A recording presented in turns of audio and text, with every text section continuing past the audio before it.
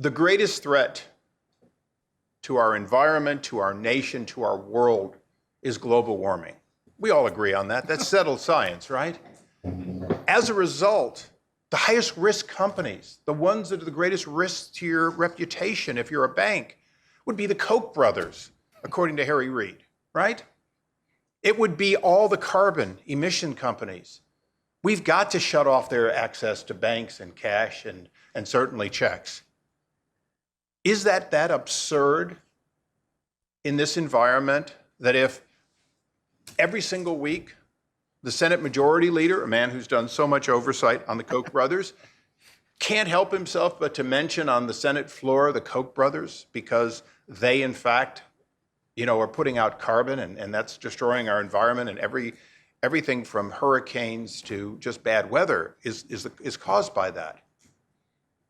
Where do you stop if you start with any law-abiding, legal business, lawful enterprise, and decide that they shouldn't have access to the critical, if you will, ability in a non-cash society?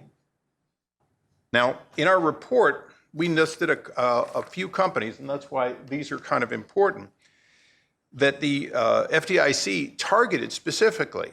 And I'm gonna be politically correct, and I'm going to mention that I agree that perhaps targeting pornography should have been on that list.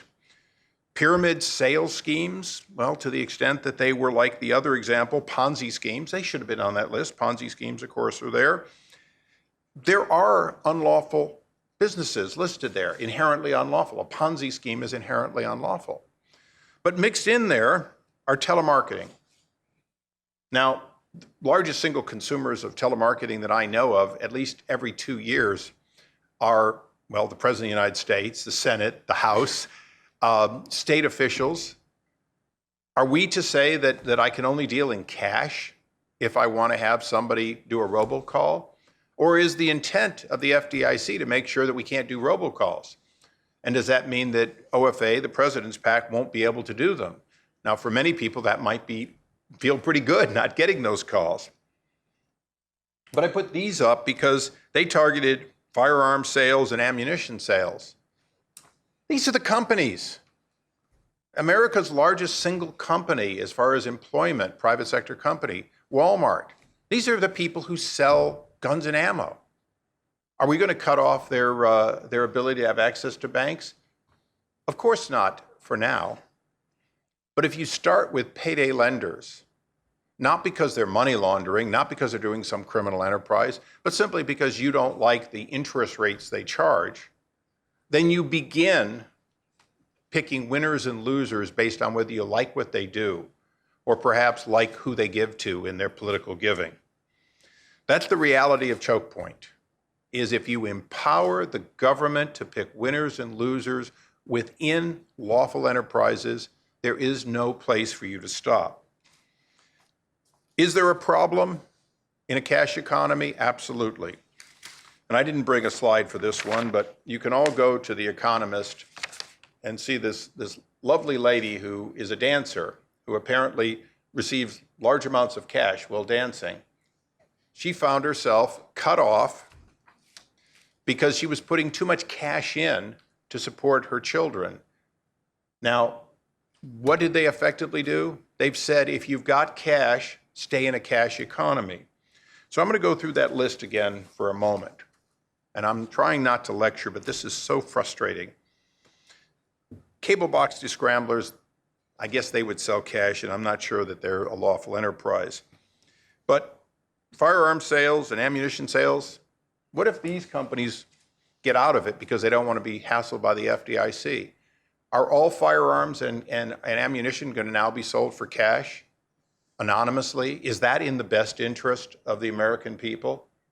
I'm a free market person, free market beyond most people that would even come to Cato and say they're free market. But I understand why we would like to have some traceability of people who buy firearms that are later used in a crime. But if you force it out of credit cards, you're inherently making them less traceable when there's a crime. Certainly, you can go through the list in our report, and I'll do one that really got me. Home-based charities. Now, there is a group that has to be monitored for criminal activity, is home-based charities. I suppose child care facilities, too, shouldn't be able to accept your check or credit card. What's missing from the list, and I started off with the hydrocarbon consumers as high risk. They didn't mention high-tech startups that, you get into an internet startup as a bank, and you loan them a little money or even allow them just to use the angel funding they get and run it through your account. They could make a product that, like Facebook, had unintended consequences, or in fact, researched, as Facebook recently did, researched whether or not antagonistic postings and how they would affect you. That had to be pretty embarrassing. Even Facebook had apologized for it. Well, should they be dropped by the banks because of the inherent risk? Certainly, if Facebook shouldn't be dropped, you shouldn't bother with small startup companies because they're run by 20-something-year-old kids with a degree and a bunch of pizza working out of a single room. That's the absurdity of choke point. The reality, and I think you teed it up very well, is that it is in fact a political gotcha waiting to happen. Right now, payday lending and perhaps the firearms industry are the targets. But the targets of Richard Nixon would have been the exact opposite, wouldn't they have been? They'd have been somebody that was perceived to be on the left. We can't have it. The reason that our committee is spending the time and energy, and we're not done with it, we're certainly not done with the FTC's overreach in this and other areas, is that if we allow it to start, it really is one of those slippery slopes where one lawful business put out of business by a call from the FDIC threatening a bank is all it takes for us to say that cannot be allowed to continue. It has to be reversed. It has to absolutely be reversed. The FDIC has and Bill Isaac, the former FDIC chairman, said this pretty well in a lengthy article. The FDIC has an obligation to make sure that the institution is properly funded and secured in case of losses.